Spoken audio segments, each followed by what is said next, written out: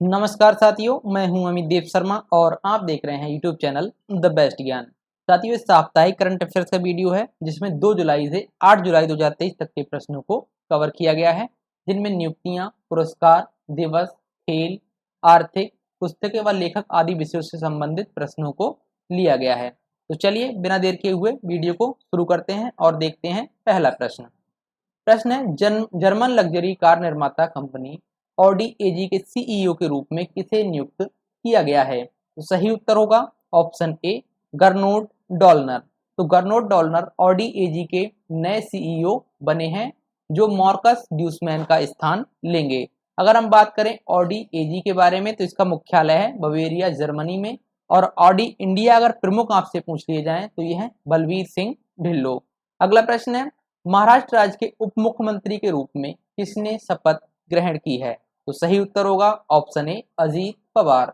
तो एनसीपी प्रमुख शरद पवार के भतीजे अजीत पवार को महाराष्ट्र राज्य का दूसरा उप मुख्यमंत्री बनाया गया है। महाराष्ट्र राज्य के मुख्यमंत्री एकनाथ शिंदे तथा 2 उप मुख्यमंत्री देवेंद्र फडणवीस और अजीत पवार हैं। ये जानकारी अच्छे से याद रखिएगा। अगला प्रश्न है, सीबीआई के विशेष निदेशक के रूप में हाल ही में किसे नियुक्त किया गया है? तो सही उत्तर होगा ऑप्शन बी, अजय भटनागर। तो आईपीएस अधिकारी अजय भटनागर को सीबीआई के विशेष निदेशक के रूप में नियुक्त किया गया है। अगर हम बात करें सीबीआई की, इसकी फुल फॉर्म है सेंट्रल ब्यूरो ऑफ इन्वेस्टिगेशन। इसकी स्थापना होती है 1 अप्रैल 1963 को। मुख्यालय नई दिल्ली में है और इसके डायरेक्टर हैं प्रवीण सूद। अगला प्रश्न है, भारत के सॉलिसिटर जनरल के रूप में किसे पुनः नियुक्त किया गया है? तो सही उत्तर होगा ऑप्शन ए, तुषार मेहता। तो तुषार मेहता को भारत के सॉलिसिटर जनरल के रूप में पुनः अगले 3 साल के लिए नियुक्त किया गया है। वह वर्ष 2018 में पहली बार भारत के सॉलिसिटर जनरल बने थे। तो सर्वोच्च न्यायालय द्वारा तुषार मेहता के साथ 6 अतिरिक्त सॉलिसिटर जनरलों को विस्तार दिया गया है, जिनमें विक्रमजीत बनर्जी, के M Nataraj, Balvir Singh, N Venkataraman, Surya Prakash B Raju और ऐश्वर्या भाटी शामिल हैं। अगला प्रश्न है, विश्व व्यापार संगठन यानी डब्ल्यूटीओ में भारत के स्थायी प्रतिनिधि ब्रजेंद्र नवनीत का कार्यकाल विस्तार कब तक किया गया है? तो सही उत्तर होगा ऑप्शन सी, मार्च 2024 तक। तो भारत सरकार द्वारा डब्ल्यूटीओ यानी वर्ल्ड ट्रेड ऑर्गेनाइजेशन में भारत के राजदूत व स्थायी प्रतिनिधि ब्रजेंद्र नवनीत का कार्यकाल विस्तार 9 माह बढ़ाकर मार्च 2024 तक कर दिया गया। उन्होंने जून 2022 में पदभार ग्रहण किया था, जो 28 जून 2023 को पूरा हो गया था।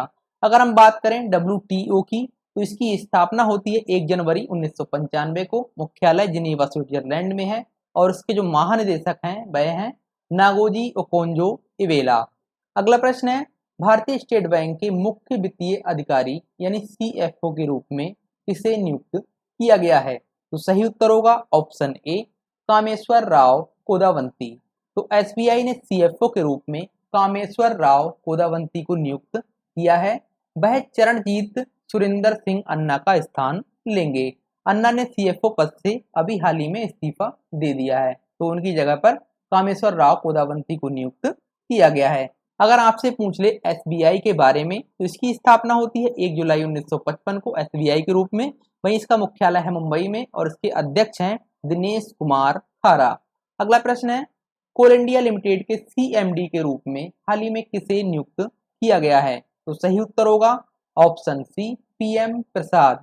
तो केंद्र सरकार द्वारा पी मल्लिकार्जुन प्रसाद को कोल इंडिया लिमिटेड का नया अध्यक्ष और प्रबंध निदेशक यानी सीएमडी के रूप में नियुक्त किया गया है। वह प्रमोद अग्रवाल का स्थान लेंगे।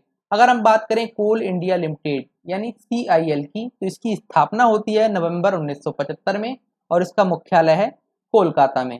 अगला प्रश्न है, संयुक्त राष्ट्र खाद्य और कृषि संगठन एफएओ के महानिदेशक के रूप में पुनः किसे नियुक्त किया गया है? तो सही उत्तर होगा ऑप्शन ए, क्यू डोंग्यू।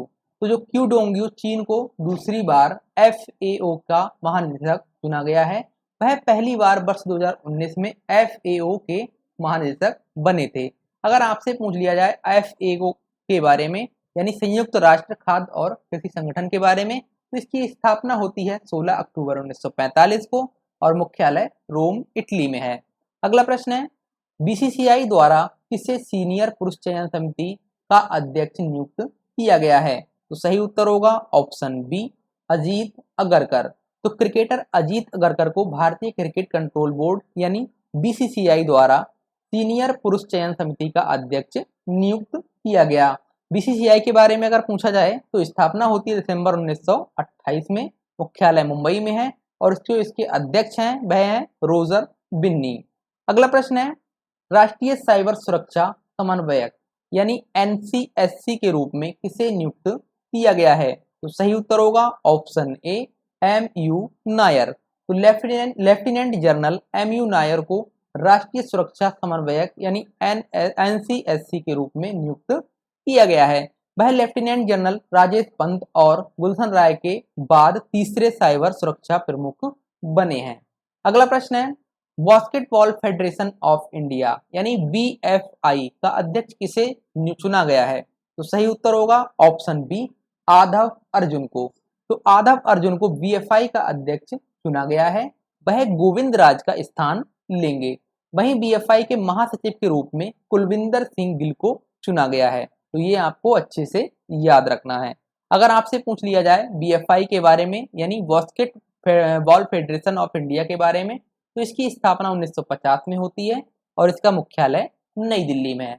अगला प्रश्न है, देवदत्त चंद ने किस बैंक के एमडी एंड सीईओ का पदभार ग्रहण किया है? तो सही उत्तर होगा option B, Bank of Baroda. तो देवदत्त चंद ने 1 जुलाई 2023 को बैंक ऑफ बड़ौदा के एमडी एंड सीईओ का पदभार ग्रहण किया है। उन्होंने संजीव चड्ढा का स्थान लिया है। अगर आपसे पूछ लिया जाए बैंक ऑफ बड़ौदा के बारे में, तो इसकी स्थापना 20 जुलाई 1908 को होती है और मुख्यालय वडोदरा गुजरात में है। अगला प्रश्न है, भारतीय रिजर्व बैंक के नए कार्यकारी निदेशक के रूप में किसे नियुक्त किया गया है? तो सही उत्तर हो जाएगा ऑप्शन बी, पी वासुदेवन को।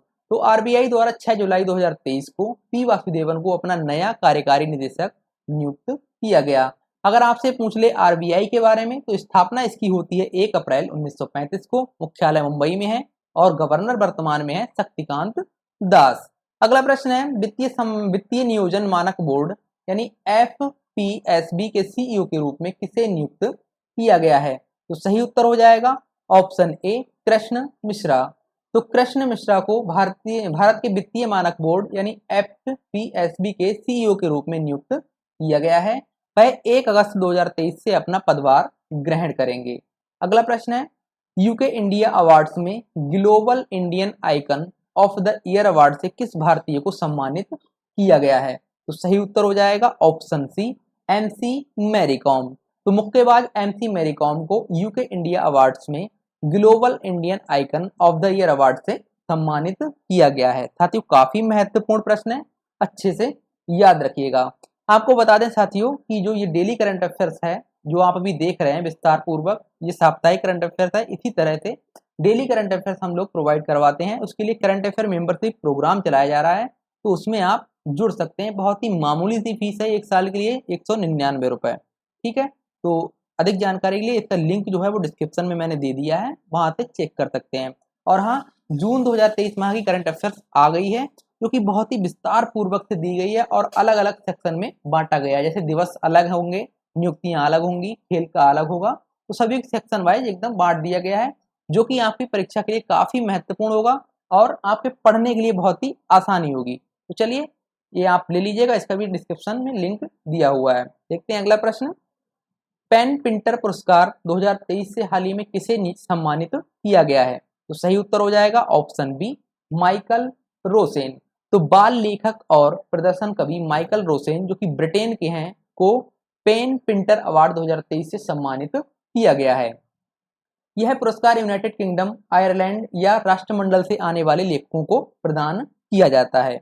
अगला प्रश्न है, प्रतिष्ठित पॉइंट ऑफ लाइट पुरस्कार से हाल ही में किसे सम्मानित किया गया है? तो सही उत्तर होगा ऑप्शन सी, राजेंद्र सिंह धट को।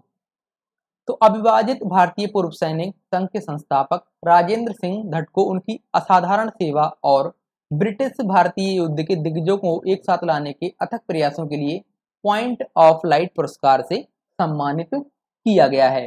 अगला प्रश्न है, ब्रिटेन ने किसे हाल ही में हाथी परिवार पर्यावरण पुरस्कार से सम्मानित किया है? तो सही उत्तर होगा ऑप्शन बी, कार्तिकी गोंजाल्विस को। तो ब्रिटेन के सम्राट चार्ल्स तृतीय द्वारा कार्तिकी गोंजाल्विस को हाथी परिवार पर्यावरण पुरस्कार से सम्मानित किया गया है। कार्तिकी गोंजाल्विस ऑस्कर अवार्ड विजेता short documentary the elephant whisper की डायरेक्टर हैं। ये पॉइंट साथियों अच्छे से याद रखिएगा, आगे एग्जाम्स में पूछा जा सकता है। साथियों अभी तक अगर आपने वीडियो को लाइक नहीं किया है तो लाइक कर दीजिए, और कोई भी सुझाव है उसे कमेंट करिए और अपने साथियों के साथ शेयर जरूर करिए। अगला प्रश्न है, आंध्र प्रदेश में किसके द्वारा साई हीरा ग्लोबल कन्वेंशन सेंटर का उद्घाटन किया गया है? तो सही उत्तर होगा ऑप्शन बी, नरेंद्र मोदी। तो प्रधानमंत्री नरेंद्र मोदी द्वारा आंध्र प्रदेश के पुट्टपर्थी में वर्चुअली माध्यम से साई हीरा ग्लोबल कन्वेंशन सेंटर का उद्घाटन किया गया। इसका निर्माण श्री सत्य साई सेंट्रल ट्रस्ट द्वारा कराया गया है। अगला प्रश्न है, देश के पहले वैदिक थीम पार्क का उद्घाटन हाल ही में कहाँ किया गया? तो सही उत्तर हो जाएगा ऑप्शन डी, उत्तर प्रदेश में।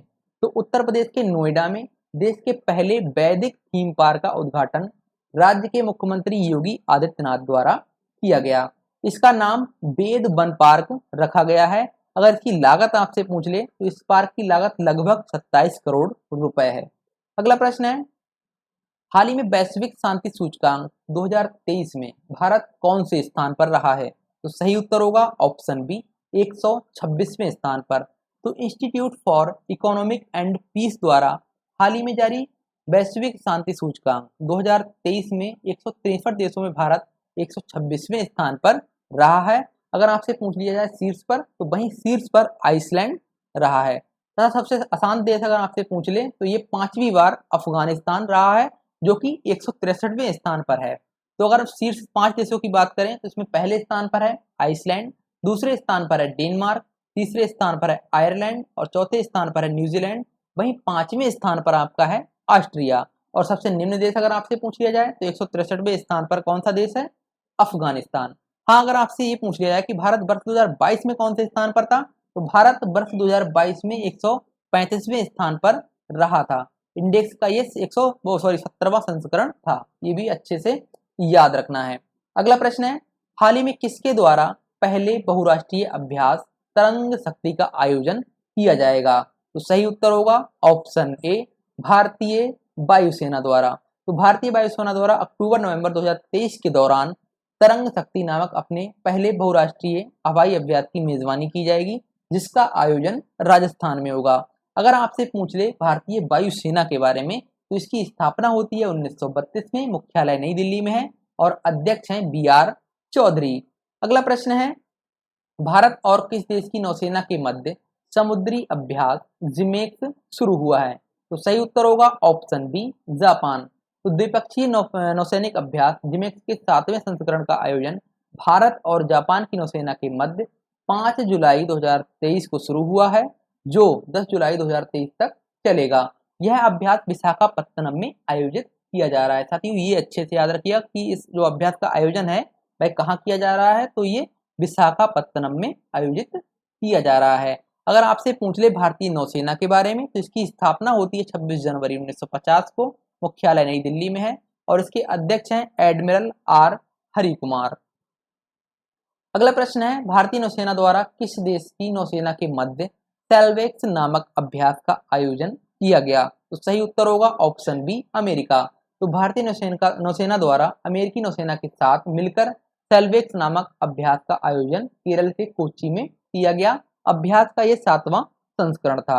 अगला प्रश्न है, भारत की G20 अध्यक्षता के तहत स्टार्टअप 20 शिखर सम्मेलन का आयोजन हाल ही में कहाँ किया गया? तो सही उत्तर होगा ऑप्शन सी, हरियाणा। तो हरियाणा के गुरुग्राम में 3 जुलाई 2023 को भारत की G20 अध्यक्षता के तहत स्टार्टअप 20 शिखर सम्मेलन का आयोजन किया गया। देखिए साथियों, आपसे अगर G20 के बारे में पूछ ले तो इसकी स्थापना सितंबर 1999 में हुई थी। सदस्य देश हैं इसमें 20, इसमें 19 देश हैं प्लस एक यूरोपीय संघ है। वहीं अगर वर्तमान अध्यक्ष आपसे पूछ लें तो नरेंद्र मोदी हैं, यानी सभी को पता होगा कि इस बार G20 की अध्यक्षता जो है वह भारत कर रहा है। तो अगला प्रश्न देखते हैं, शंघाई सहयोग संगठन के 23वें शिखर सम्मेलन की मेजबानी हाल ही में किसके द्वारा की गई? तो सही उत्तर होगा ऑप्शन ए, भारत। तो प्रधानमंत्री नरेंद्र मोदी द्वारा 4 जुलाई 2023 को आभासी यानी वर्चुअली माध्यम से संघाई सहयोग संगठन यानी एससीओ परिषद की राष्ट्रध्यक्षों के 23वें शिखर सम्मेलन की अध्यक्षता की गई। शिखर सम्मेलन में सभी एससीओ सदस्यों को आमंत्रित किया गया था। अगला प्रश्न है, ग्रीन हाइड्रोजन पर अंतर्राष्ट्रीय सम्मेलन का आयोजन कहाँ किया जा रहा है? तो सही उत्तर होगा ऑप्शन ए, नई दिल्ली में। तो नई दिल्ली में इस सम्मेलन का आयोजन 5 जुलाई 2023 को शुरू हुआ, जो 7 जुलाई 2023 तक आयोजित हुआ है। अगला प्रश्न है, travel agents association of India यानी TAAI सम्मेलन का 67वां संस्करण कहाँ शुरू हुआ? तो सही उत्तर होगा ऑप्शन सी, कोलंबो में। तो श्रीलंका के कोलंबो में 6 जुलाई 2023 को 3 दिवसीय TAAI सम्मेलन का आयोजन शुरू हुआ। सम्मेलन में भारत की ओर से उच्चायुक्त गोपाल बागले शामिल हुए। अगर आपसे पूछ लिया जाए साथियों श्रीलंका के बारे में, तो इसकी राजधानी है श्री जयवर्धनेपुरा कोट्टे, जो कि विधायी राजधानी है। वहीं कोलंबो है जो कि कार्यकारी और न्यायिक राजधानी है। राष्ट्रपति हैं रानिल विक्रमसिंघे, प्रधानमंत्री हैं दिनेश गुणवर्धन, वहीं मुद्रा है श्रीलंकाई रुपया, और संसद का नाम आपसे पूछ ले तो यह श्रीलंका पार्लियामेंट यानी पीपुल्स फ्रीडम अलायंस। ठीक है। अगला प्रश्न है, लुसाने डायमंड लीग 2023 का खिताब हाल ही में किसने जीता? तो सही उत्तर हो जाएगा ऑप्शन डी, नीरज चोपड़ा। तो ओलंपिक स्वर्ण पदक विजेता नीरज चोपड़ा ने 87.66 मीटर के सर्वश्रेष्ठ जेवलिन थ्रो के साथ लुसाने डायमंड लीग का खिताब जीता है। इससे पहले नीरज चोपड़ा ने 5 मई 2023 को दोहा डायमंड लीग में 88.87 मीटर का जेवलिन थ्रो करके स्वर्ण पदक जीता था। इस वर्ष का उनका ये दूसरा स्वर्ण पदक है, ये अच्छे से याद रखिएगा। अगला प्रश्न है, एशियाई कबड्डी चैंपियनशिप 2023 का खिताब हाल ही में किसने जीता है? तो सही उत्तर होगा ऑप्शन डी, भारत ने। तो भारत ने ईरान को 42-32 से हराकर एशियाई कबड्डी चैंपियनशिप 2023 का खिताब जीत लिया है। इस चैंपियनशिप का आयोजन कोरिया गणराज्य में हुआ था। अगला प्रश्न देखते हैं। प्रश्न से पहले साथियों आपको बता दूं कि आप लोगों अगर ढूंढ रहे हैं कि ऑब्जेक्टिव की कोई ई बुक मिल जाए जिससे हम प्रैक्टिस कर सकें, तो द बेस्ट ज्ञान टीम द्वारा 5 वॉल्यूम सामान्य अध्ययन के लॉन्च किए जा चुके हैं, जिनमें सामान्य अध्ययन के सभी विषयों को कवर किया गया है और महत्वपूर्ण प्रश्नों को लिया गया है। इसमें कुल आपको 2500 से ज्यादा प्रश्न मिलेंगे, जो कि अभी ऑफर प्राइस में मिल रहे हैं आपको 89 में। 5 वॉल्यूम एक साथ PDF के रूप में आपके व्हाट्सएप नंबर पर सेंड कर दिए जाएंगे। अधिक जानकारी के लिए डिस्क्रिप्शन जरूर चेक कर लीजिएगा। ठीक है। अगला प्रश्न है, भारतीय क्रिकेट टीम के प्रायोजक का पदभार किसने ग्रहण किया है? तो सही उत्तर हो जाएगा ऑप्शन बी, ड्रीम 11 ने। तो गेमिंग प्लेटफॉर्म ड्रीम 11 ने भारतीय क्रिकेट टीम के जर्सी प्रायोजक का पदभार संभाल लिया है, जो मार्च 2026 तक प्रायोजक बना रहेगा। ड्रीम 11 ने बायजूस का स्थान लिया है, जिसे वर्ष 2019 में प्रायोजक बनाया गया था। किसका? जर्सी का प्रायोजक। ठीक है। अगला प्रश्न है, डूरंड कप 2023 का आयोजन कहाँ होगा? तो सही उत्तर होगा ऑप्शन सी, कोलकाता में। तो डूरंड कप के 132वें संस्करण का आयोजन कोलकाता में 3 अगस्त से 3 सितंबर 2023 के दौरान होगा। अगला प्रश्न है, ऑस्ट्रियाई ग्रैंड प्रिक्स 2023 का खिताब हाल ही में किसने जीता है? तो सही उत्तर होगा ऑप्शन बी, मैक्स वर्स्टैपन ने। तो मैक्स वर्स्टैपन ने ऑस्ट्रेलियाई ग्रैंड प्रिक्स का खिताब जीता है। वहीं दूसरे स्थान पर चार्ल्स लेक्लर तथा तीसरे स्थान पर सर्जियो पेरेज रहे हैं। अगला प्रश्न है, महिला कैरेबियन प्रीमियर लीग यानी WCPL के लिए साइन होने वाली पहली भारतीय क्रिकेटर हाल ही में कौन बनी है? तो सही उत्तर होगा ऑप्शन ए, श्रियंका पाटिल। तो स्पिन गेंदबाज श्रियंका पाटिल महिला कैरेबियन प्रीमियर लीग के लिए साइन होने वाली पहली भारतीय क्रिकेटर बन गई हैं।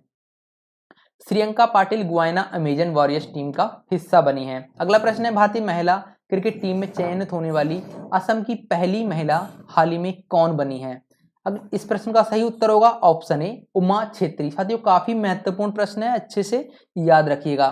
तो 21 वर्षीय विकेट कीपर उमा छेत्री भारतीय महिला क्रिकेट टीम में चयनित होने वाली असम राज्य की पहली महिला बनी है। अगला प्रश्न है, भारत ने किस देश को हराकर सैफ चैंपियनशिप 2023 का खिताब जीत लिया है?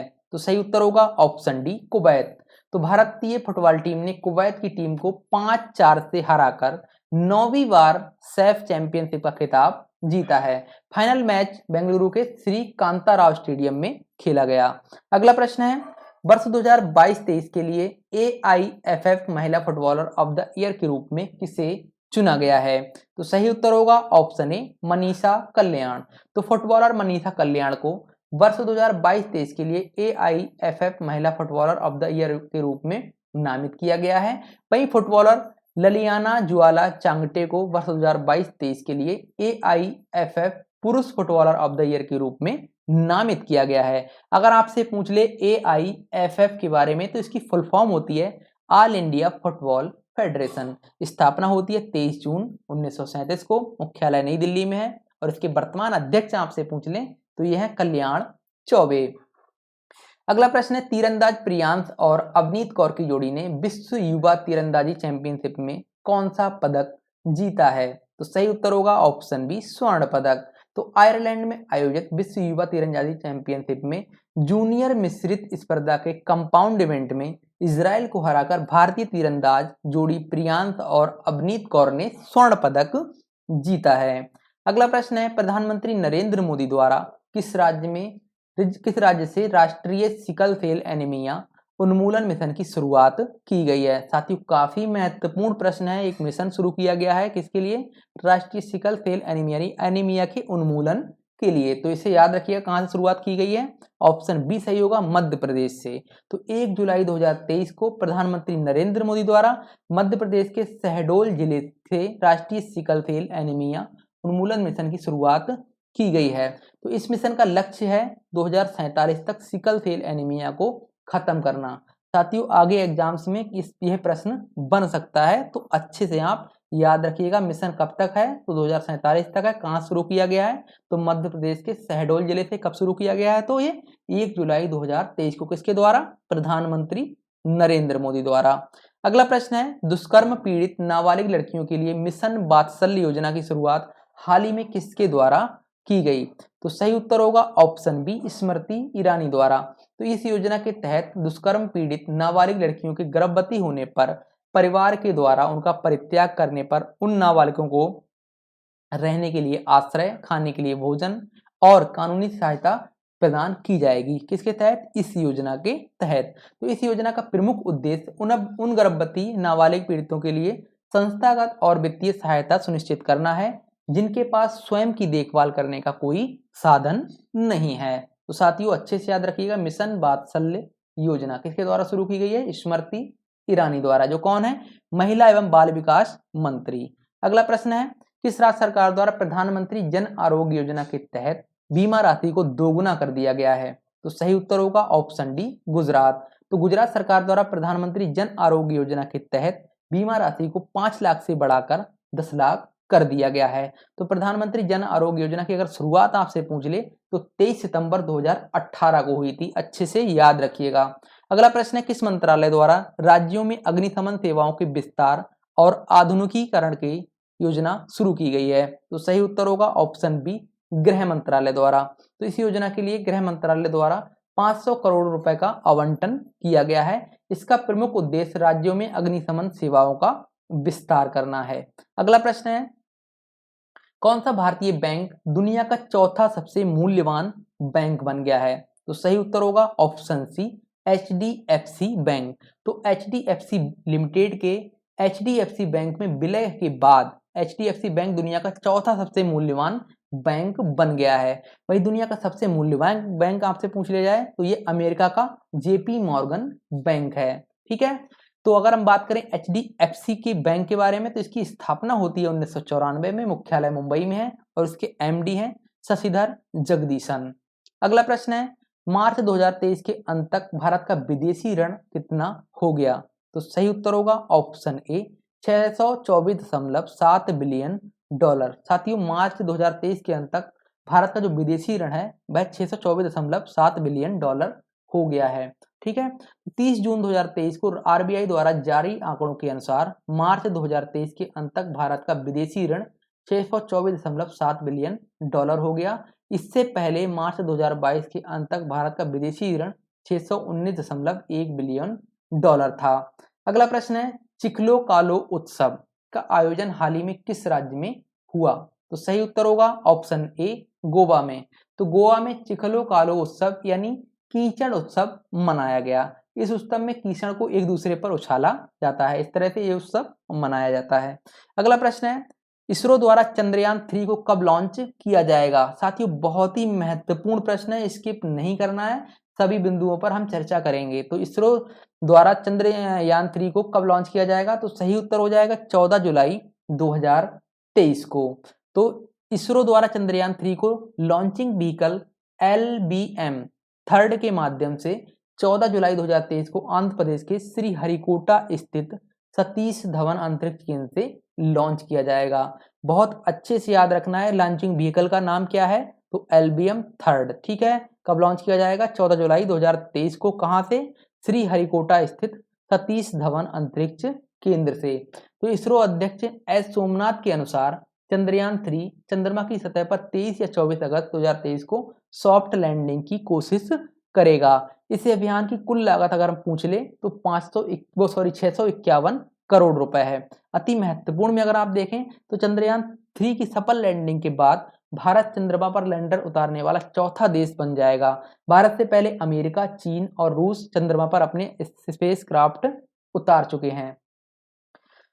चंद्रयान अगर 2 आपसे पूछ लिया जाए, जो कि 2019 में लॉन्च किया गया था, तो इसे 22 जुलाई 2019 को लॉन्च किया गया। अभियान के अनुसार चंद्रमा के दक्षिणी ध्रुव पर विक्रम लैंडर 7 सितंबर 2019 को रात्रि 1 से 2 बजे के मध्य लैंड करने वाला ही था कि सतह से 2.1 किलोमीटर की दूरी पर इसरो से इसका संपर्क टूट गया।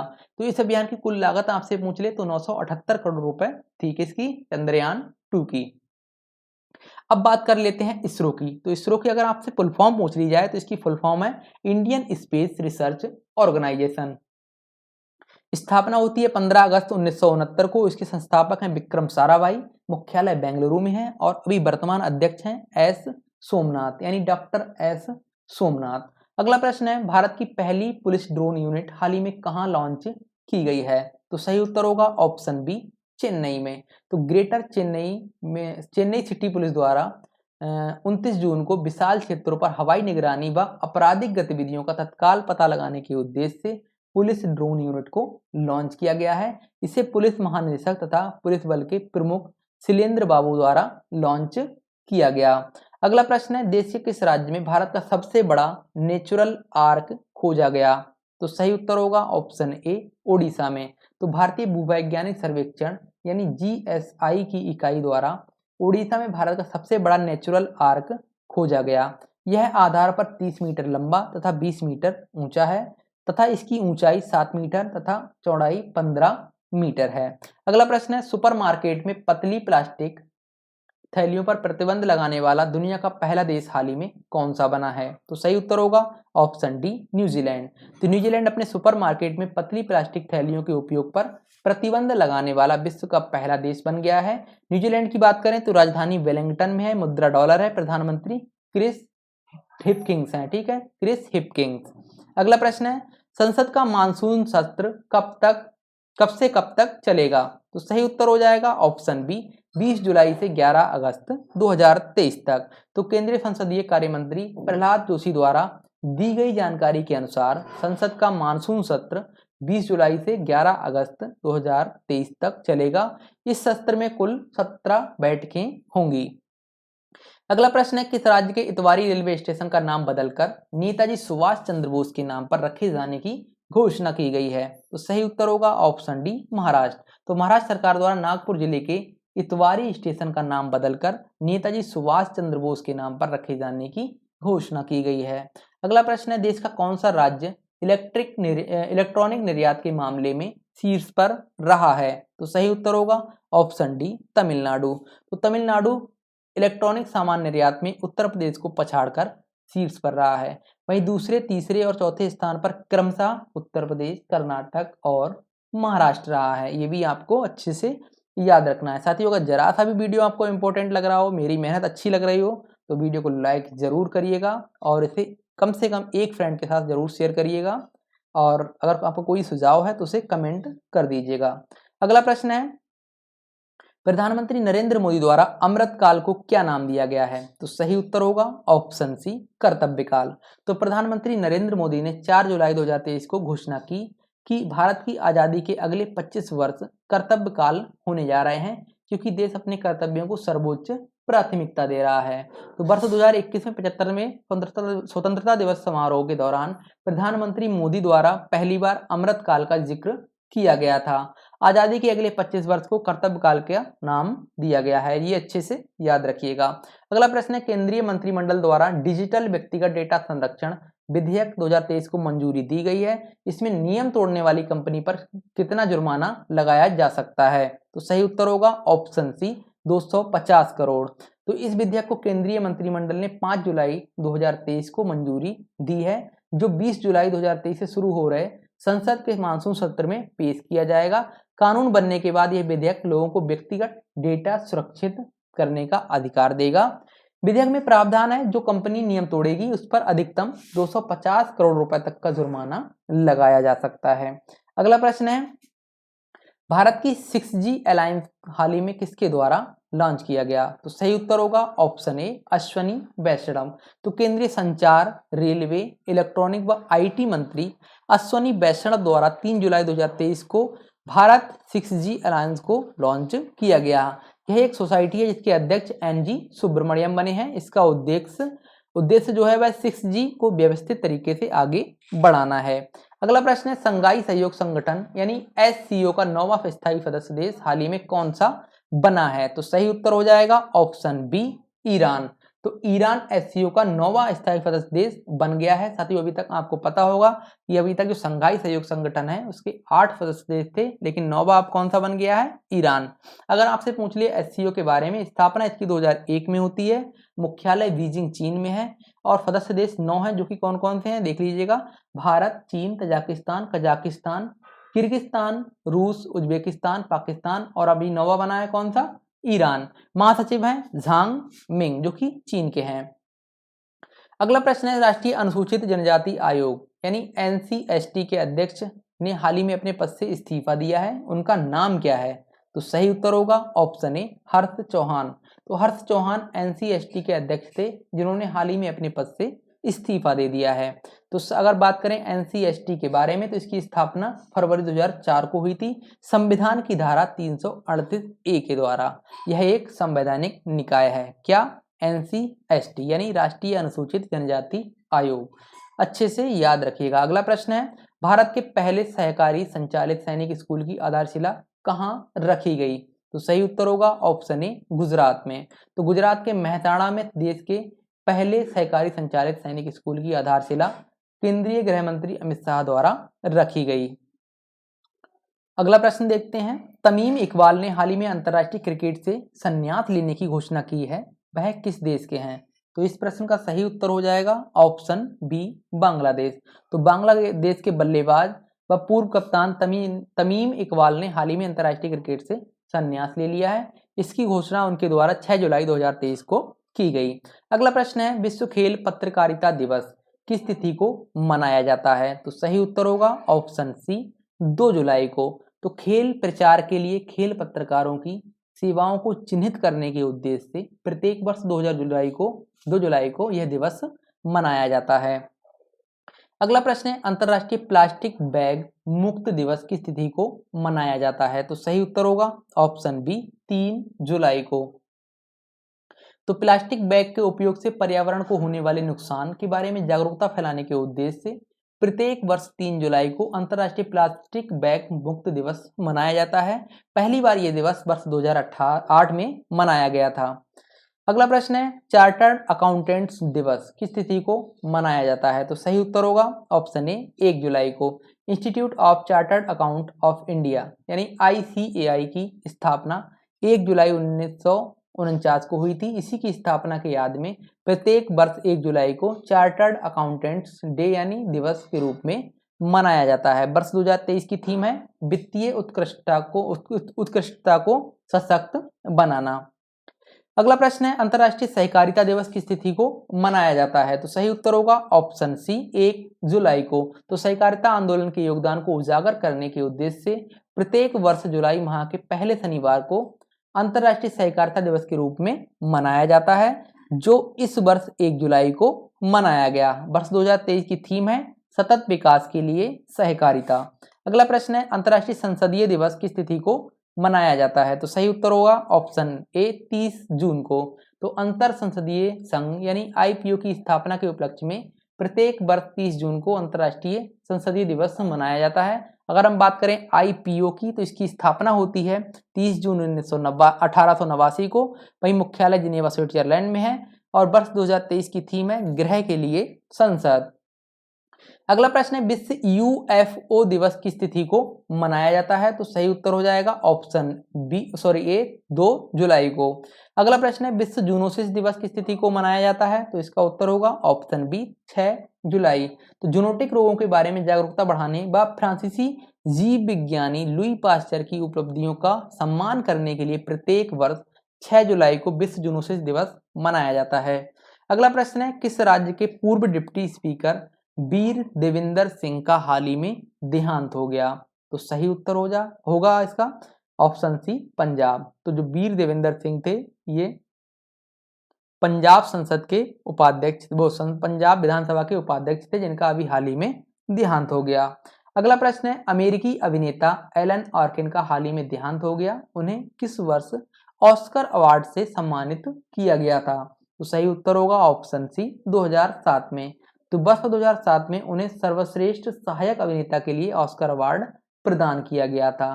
तो साथियों आज की इस वीडियो में यह 68 महत्वपूर्ण प्रश्न थे जो कि आपकी आगामी परीक्षाओं के लिए काफी महत्वपूर्ण है। साथियों डेली करंट अफेयर्स के लिए आप मेंबरशिप जरूर लें, बहुत ही कम राशि में दी जा रही है, 199 रुपये एक साल के लिए है, कोई बहुत ही राशि नहीं है। तो इसका लिंक जो है वह डिस्क्रिप्शन में दिया गया है। वीडियो आपको कैसा लगा है इसके बारे में आप कमेंट में बता सकते हैं। अगर अच्छा लगा हो तो लाइक करें और अपने फ्रेंड्स के साथ शेयर जरूर करें। बाकी आपसे कहूँगा कि पढ़ते रहिए, मस्त रहिए और अपनी अपनी पढ़ाई में व्यस्त रहिए। तो चलिए मिलते हैं नेक्स्ट वीडियो में, तब तक के लिए नमस्कार, जय हिंद।